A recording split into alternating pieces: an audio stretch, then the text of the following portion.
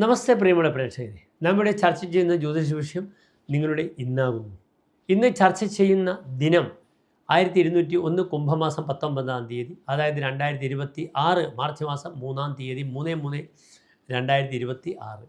ഇന്നത്തെ ദിനം ചൊവ്വാഴ്ചത്തെ സൂര്യോദയം കാലത്ത് 6:43, അസ്തമയം വൈകിട്ട് 6:31.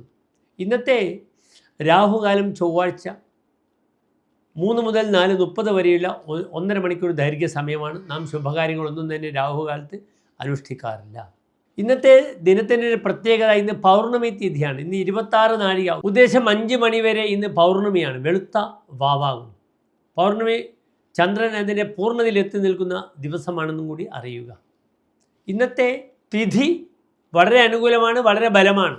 ഇന്നത്തെ നക്ഷത്രം കാലത്ത് 7:30 വരെ മകം നക്ഷത്രമാകുന്നു. മകം ശുഭ നക്ഷത്രമാണ്. ഇന്ന് ചൊവ്വാഴ്ചയാണ്.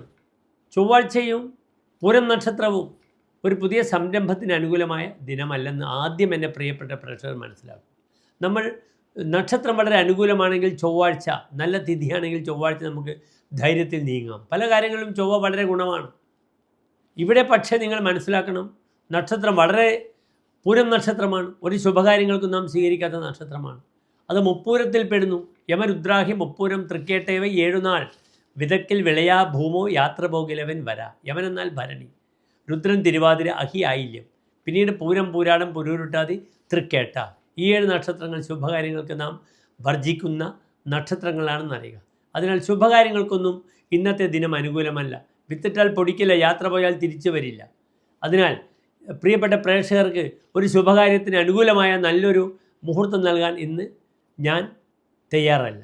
പ്രേക്ഷകർക്ക് എന്തെങ്കിലും ശുഭകാര്യങ്ങൾ ചെയ്യുവാൻ ഉണ്ടെങ്കിൽ നിർബന്ധമായും 12:45 മുതൽ 1:30 വരെയുള്ള സമയം, പ്രത്യേകിച്ച് 12:45 മുതൽ 1 മണിക്കിടയിൽ ചെയ്യുന്ന കർമ്മം പ്രായേണ ഒരു സമാധാനത്തോടുകൂടി ചെയ്യുവാൻ എൻ്റെ പ്രിയപ്പെട്ട പ്രേക്ഷകർ ശ്രമിക്കുക.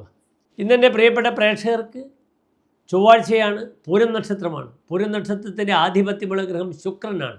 ഭദ്രകാളി ക്ഷേത്രം സന്ദർശനം നടത്താം. അവിടെ രക്തപുഷ്പാഞ്ജലി, കടുംപായസം ദേവിക്ക് ചെയ്യാം.